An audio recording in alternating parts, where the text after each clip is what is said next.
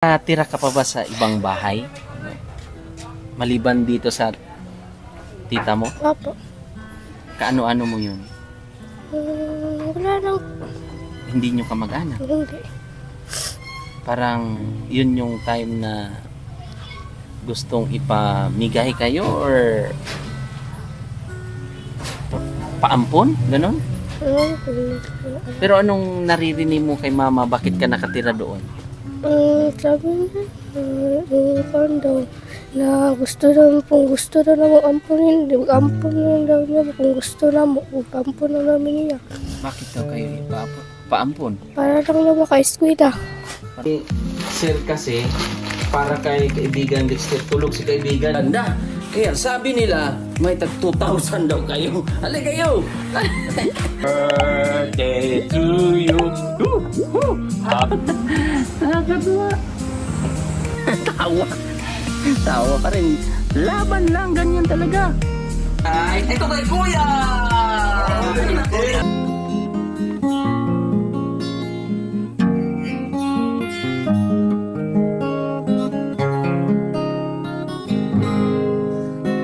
Mula na makilala. Yun naman, napapansin ko habang nagkikwentuhan tayo, habang nag-uusap kami ni tita mo, ay umiiyak ka.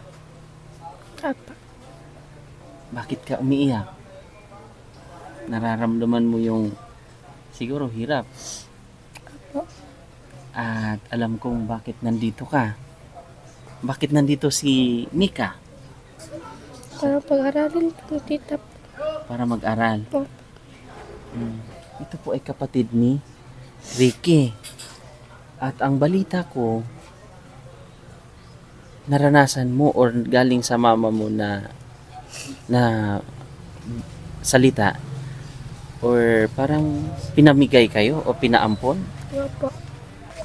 Bago ka dumating dito, nakita namin yung sitwasyon ng mama mo, mga kapatid mo doon. At sobrang hirap. At ilang taon ka bago ka umalis doon? 11 po. Ngayon, ilang taon ka na? 11 pa po. Pero mula doon sa Oregon, Davao Oriental, kung saan mismo yung bahay ninyo, ilang taon ka noon bago pumunta dito? 11 pa man kay Bago ka pa lang dito? Opo, bago pa lang po siya. 1 year pa lang. 1 year siya. So 10 siya doon nung umalis. Nag-Christmas na ba tayo ka dire? Ito lang 2024. Opo. 1 year na 1 po year na siya. dito. So alam mo ba kung pwede mo bang maibahagi yung kwento o yung pinagdaanan mo doon? Apa. Nung kami pa doon sa Nagas,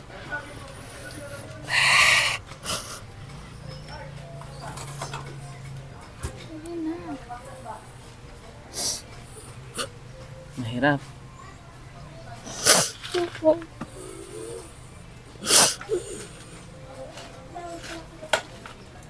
Hindi naman po kami mag-aaral doon. Tapos kuhan kami. Punta lang kami dati. Tapos kuhan lang kami doon para makakain lang. Nakakain ba kayo sa isang araw 3 bisis? Opo. Kaon. Opo, pero ginagmay lang. Anong mga kinakain niyo doon? Bigas. Opo. Pero paunti-unti lang. Bakit? May karang tipid lang namin kasi kunti lang po yung pagkain namin. Mahirap ba talaga ang lugar na yun? Opo. Yung po yung bundok sa Nagas. Opo. Ang kadalasan po kasing pagkain namin talaga doon is balanghoy po or kamote. Kamuting kahoy. Opo. Yun po yung kinakain namin doon talaga. Araw-araw. Tapos pag kanin sa kanin naman po, tinitipid po namin kasi wala po kami. Or minsan hindi po kami kumakain ng kanin kasi yung papa ko na lang po or yung iba kong mga kapatid kasi baka po kasi magkasakit sila or magsakit ng chance wala pong gamot na pambili. Kaya Ganun po kahirap pala. Opo. Kaya na ilang taon ka doon kayo tumira? mag 8 years, 8 years old ka, lumipat na kayo ng Oregon. 9 years old pa po ako lumipat ng Oregon. So doon kayo nagstay. At ang sabi ni Ricky Boy, talagang bundok, kahoy, mga ganun ang lugar na yon. Opo. So ang sabi niya ay 3 bahay lang daw pero malayo ang mga kapitbahay. Totoo yun? Opo. Malayo po kaya po pag naghahanap ka ng tulong, kaya pag may nanganganak, nahihirapan po talaga kami tumawag ng tulong. Kailangan pa kasing lakarin. Minsan masasaktan ka pa kasi madadapa ka kasi maraming batong malalaki. Kaya po matagal din po, kaya po pag may nagkakasakit doon, mamamatay na lang sila ng wala sa oras kasi po hindi po natutulungan kaagad. Malayo sa ospital. Opo, malayo. Kaya nasasabi mong mahirap ang buhay nyo doon sa Nagas. Opo. So kung papabalikin kayo doon, papayag ka pa na doon ka titira? Hindi na po. Bakit? Ang hirap mo, wala naman itong bibilihan ng makain. Tapos man, wala kaming makain pag wala kaming mabilihan ng bigas. Tapos man, wala na din, malayo din bukid namin doon, maraming makilid. Maraming mga bundok pero mahirap ang daanan. Opo. Doon ba ay masasabi natin hindi pa talaga sibilisado na sityo? No? Sa ngayon, nakabalik ba kayo doon? O hindi pa po. Maalon daw po kasi tas wala na pong bangka yung kuya ko. Hindi na po kami nagkakasya kasi super liit na lang po. Kaya hindi na po kami nakabalik doon. Pero gusto po namin bumalik. Para pumasyal man lang. Opo. Kasi doon po kasi kami Pinanganak. pinanganak eh. Doon kami Pati ito. pinanganak. Opo, doon po kami nagsama. Doon po kami unang natutong maglakad, maglaro, tumawa, maraming tawanan nagaganap. Masaya. Opo. So kuan lang yung mananabang, yung parang yung sinaunang panahon na doon lang sa bahay. Opo.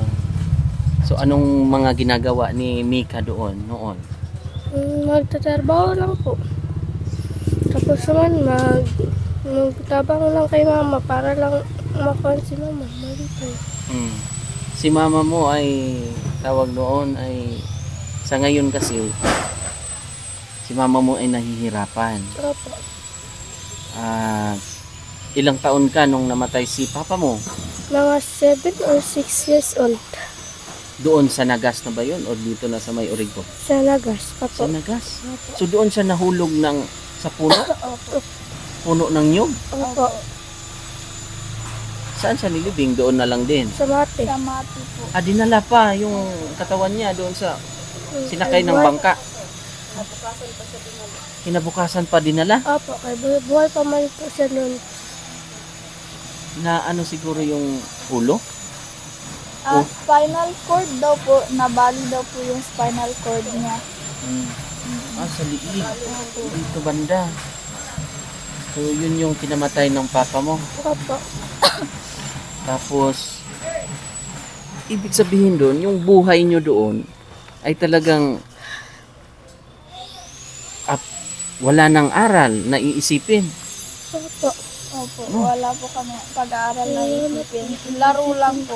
Laro, tapos kung may trabaho na Sa bahay, tatrabahuin po namin. Anong buhay ang meron doon? Parang na curious ako. Parang yung pangingisda, gano'n. Opo. Pagkukuha ng mga Pupunta shell, sa gano'n. dalampasigan para kumuha ng mga seashell. Tapos yun na lang kakainin, Opo. tapos kinabukasan. Yun na rin po yung gagawin ulit. Routine lang, gano'n Opo. na ang buhay. Pero kayo, alam nyo na kayo ay may lahing Amerikano? Dati pa po binabaliwala lang po namin yun kasi wala naman po kasi kami pakialam po kung ano pa yun kasi nga hindi pa po kami sa mga tao doon humahalubilos sa mga tao. Maliit lang po kami so parang baliwala lang kasi kami lang din po naglalaro. So Naglalaro. parang kaparehas lang na mukha, o wala akong sakit sa mukha mo, ganun, ganyan. Binawali-wala lang po namin, naglalaro lang po talaga kami doon. Na parang isang buong pamilya dati. Namimiss mo rin si Papa. Opo. Kung pag-aral ka, ngayon nag-aaral ka naman, anong grade ka na? Grade 4. Grade 4. Tapos 11 years old. Opo. Buti grade 4 ito. Kasi si Ricky Boy, grade 4. Pareho sila lahat. Naunahan si Ricky Boy. Kasi ang kwento ni Ricky Boy, si Ricky, ay nagtutumbad ng mga puno ng kahoy.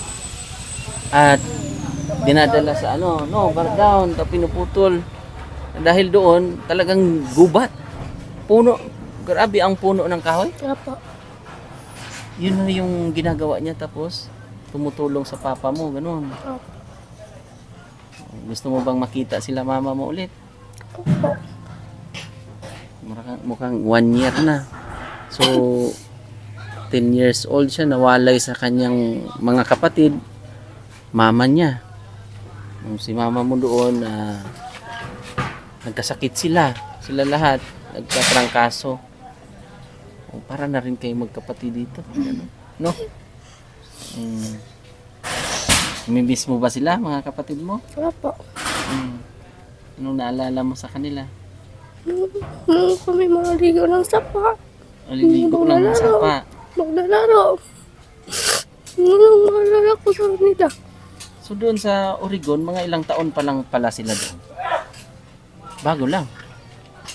Bago lang sila sa Oregon. Pagkamatay sa papa nila, sir, mga isang taon sila sa Nagas. Tapos Lumipat na. pag nasa sir. Sa pagkamatay ng papa mo, tsaka kayo lumipat doon sa Oregon, sa lugar nila Nunoy. Opo. Bago lang pala, no? Bago lang. So, pupunta tayo doon sa Nagas? Ha? Magsasagwan tayo doon?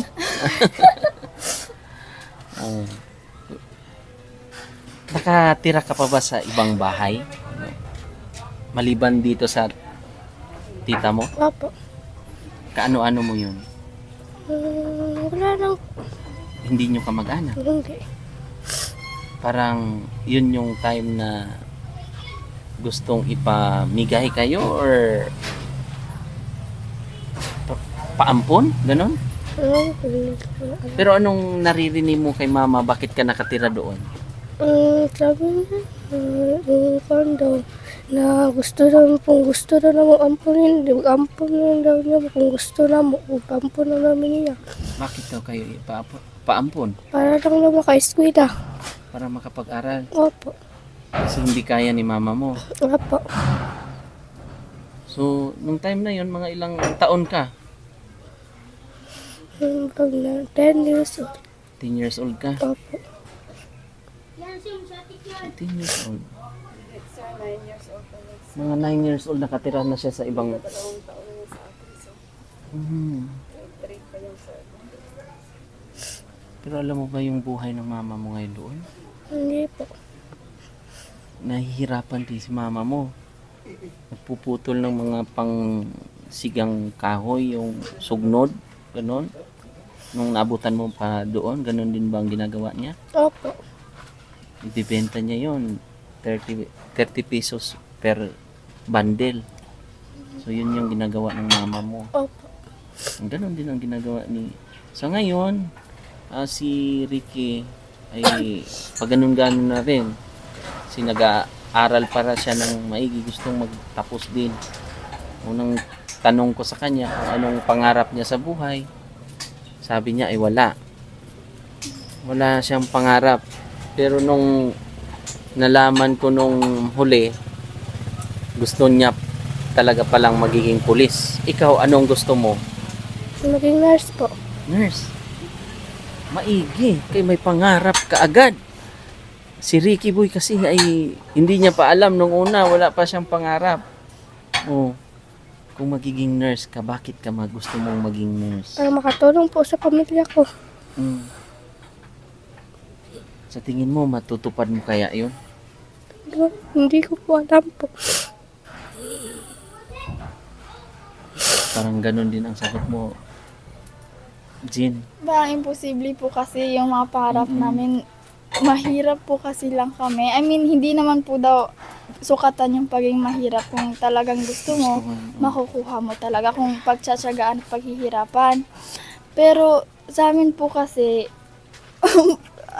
sa pagiging doktor po kasi, ilang taon din po kasi dapat mag-training kasi buhay po kasi yung pag-uusapan kapag nag-doktor ka. Hindi po kasi yan parang laruan lang, ganun. So, parang mahihirapan din po ako kasi nung nakita ko po kasi yung book nung na-doktor akong amo, super laki po talaga So, niya. dati pala ay nangangamuhan ka na, bata ka pa.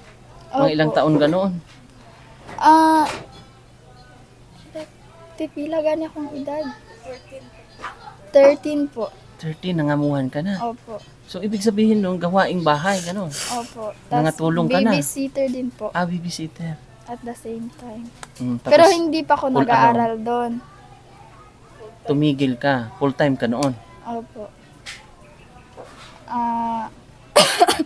Hindi naman po masyadong mahirap kasi dalawa naman po kami. Like, iba po yung maglilinis ng bahay. Tapos ako is focus lang po ko dun sa bata at saka sa mga kinakain niya kasi yung batang po kasi masakitin din.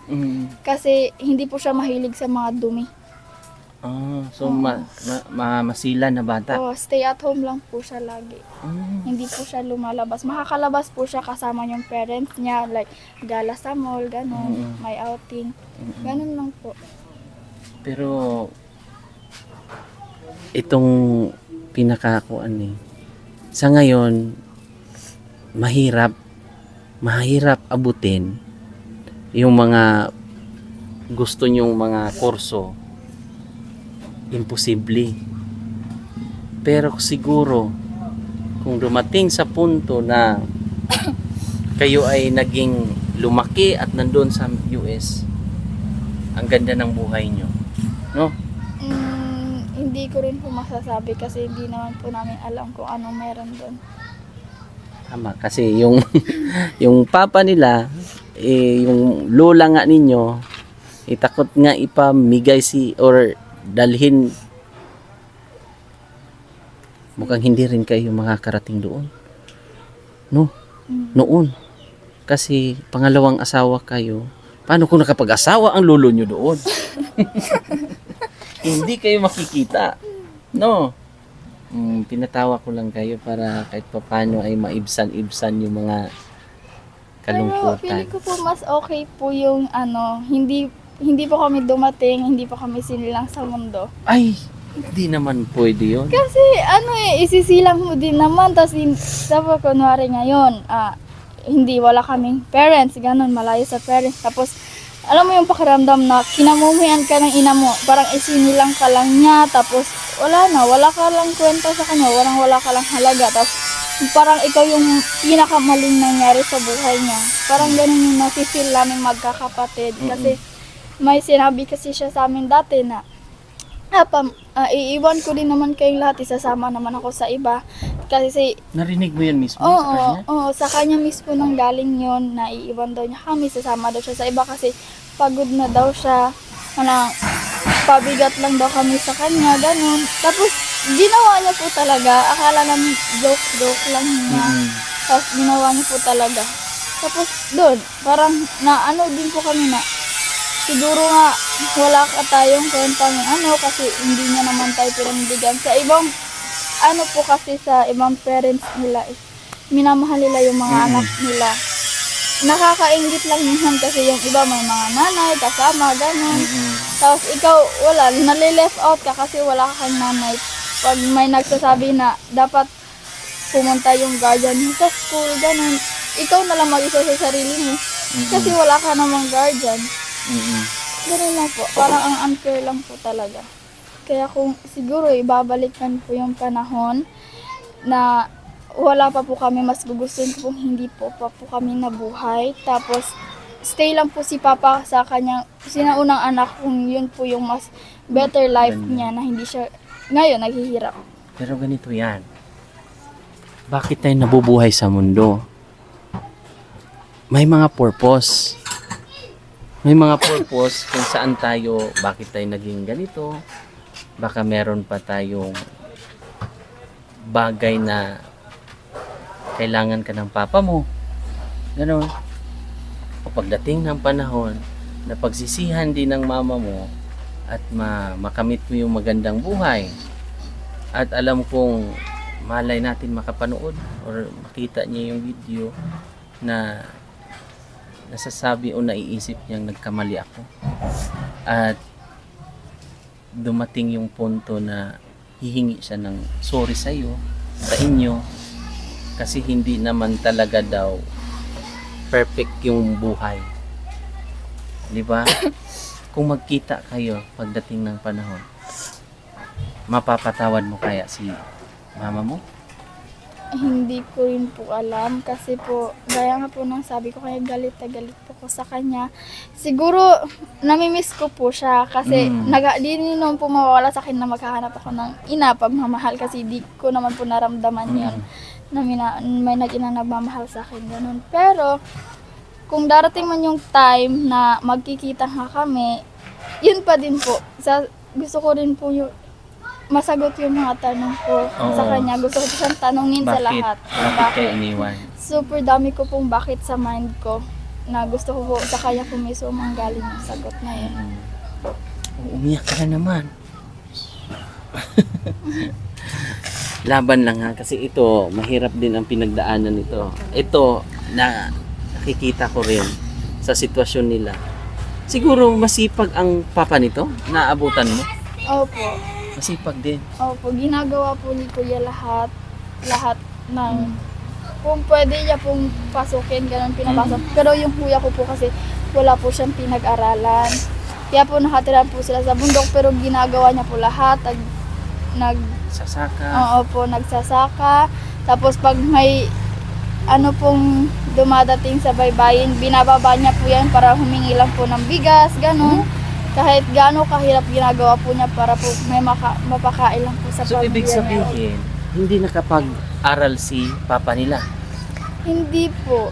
Kahit grade 1? Grade 1? Naka-grade 1? Marunong magbasa? Oo.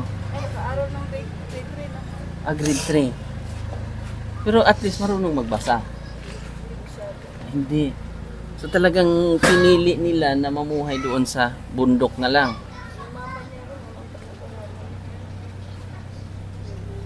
May nalaman nga akong kwento. Alika nga ate. Kasi parang parang binubuya yung nabuya 10 years old yata. Yung mama niya.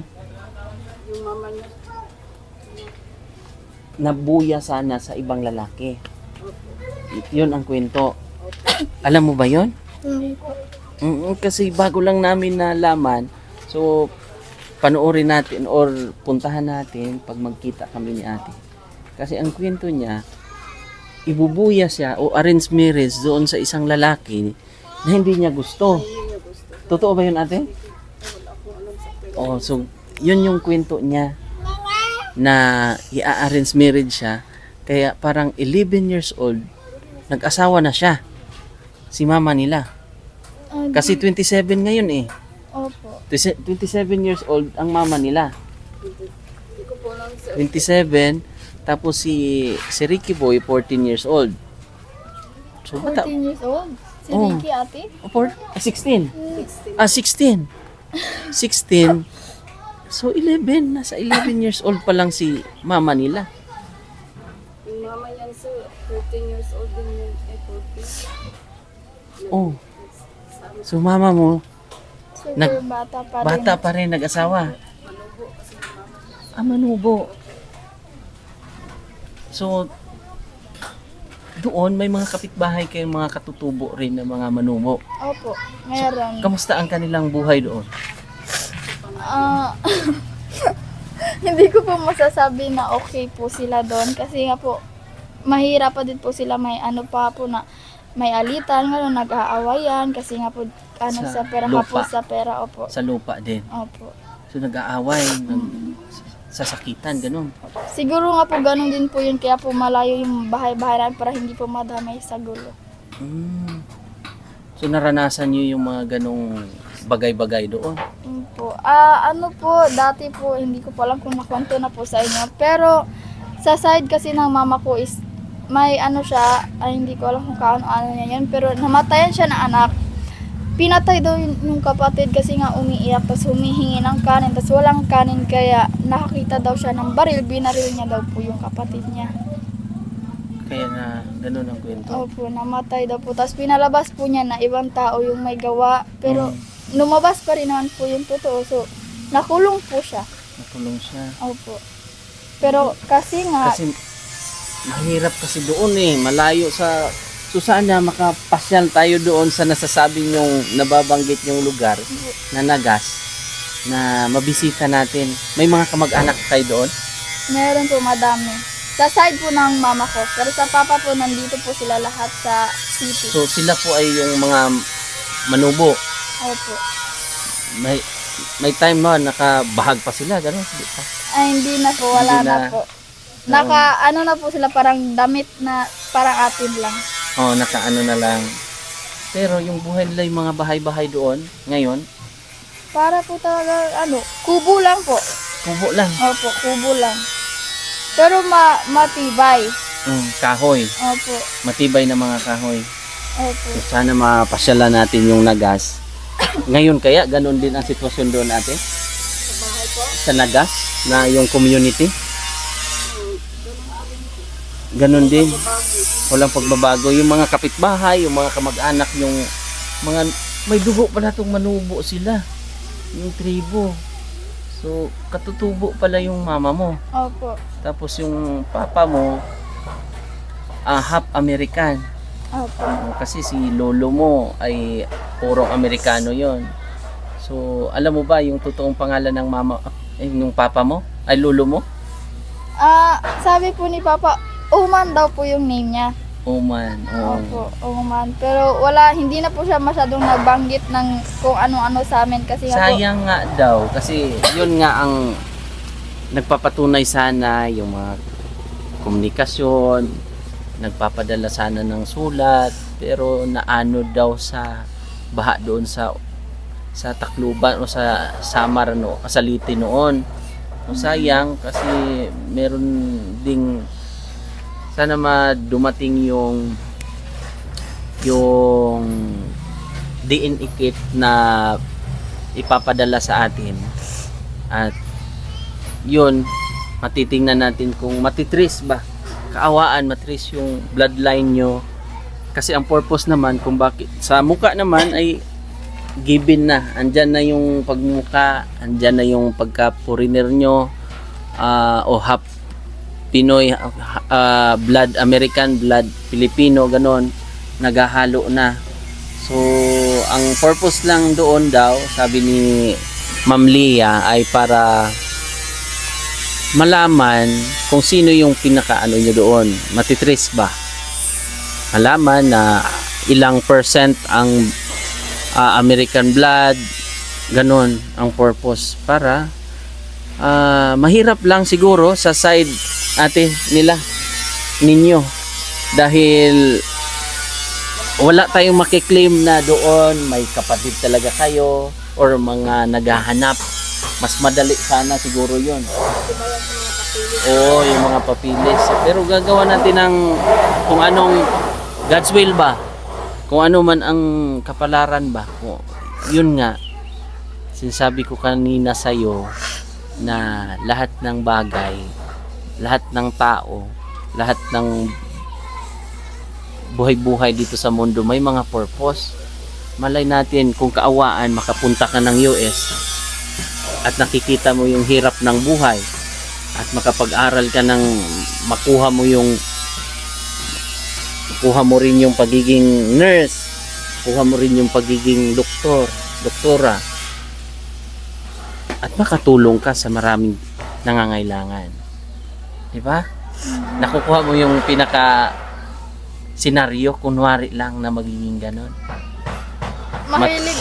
Mahilig po ako sa daydreaming, like kunwari naabot ko na daw yung pangarap ko, tapos actually alam ko pong mali na nagdi-daydreaming ka, pero para sa akin nakuha ka na daw yung pangarap ko sa imagination ko lang. Tapos parang nung pumunta daw po ako sa bundok kung nasan yung mama ko, initsapwera ko na lang daw siya na ito na yung iniwan mo, ganun, nakaahon na nang kahit wala ka, parang ganun. Pero ako mali, pero hanggang imagination lang din naman po yun. Oo. Hindi ko po alam kung mangyayari talaga yun sa totoong buhay. Pero sa totoong buhay, magagawa mo kaya yun sa aktual? Mukhang Siguro hindi. kung paghihirapan ko, Mukhang hindi mo siguro magagawang itsapwera yung mama mo. Kasi isipin mo, mama mo pa rin yun, ha? Huwag kang sa ngayon, hindi mo pa gaanong matatanggap. Pero pagdating na sa aktual ka na hindi mo rin alam kung ano talaga ang punot dulo, anong mga rason kung bakit nagkaganon. Di ba? siguro nga po kung nakuha ko yung rason na gusto ko nga galing sa kanya, baka sakaling mapatawad ko siya. Kasi gaya na po ng sabi niya na anak lang daw po ako, hindi naman po ako ina, kaya wala na po karapatang sabihin yun sa kanya. Pero hindi po rin po kasi nila alam kung paano po siya naging ina sa amin. Hindi po alam na ibang tao na kung paano niya po kami ini-chapwera or sinasaktan dati, kung paano po kami naghirap na kasama namin siya. Kaya po binabaliwala ko po yung mga sinasabi nila sa akin na good para sa mama ko, kasi wala, paninindigan ko po yung akin. So, excited ka bang makita si papa mo ulit? Miss mo na siya? Opo. Miss ko na siya. Kasi papa's girl ka pala. Opo. At least nararamdaman mo na kahit papano may value ka. Di ba sabi mo kanina? Opo. Wala akong halaga sa kanya dati kasi nagbibeg po ako ng attention galing po sa kanya. Tapos paminsan-minsan po sinasabi niya po sa akin na kaya niya daw po ako hate kasi para ko daw po siyang kinakahiya.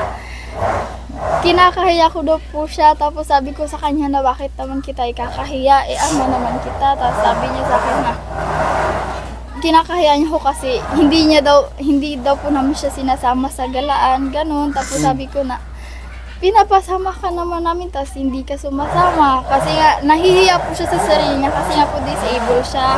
Siguro kino-compare niya po yung sarili niya sa ibang ama na nakakalakad na maayos, tapos siya hindi.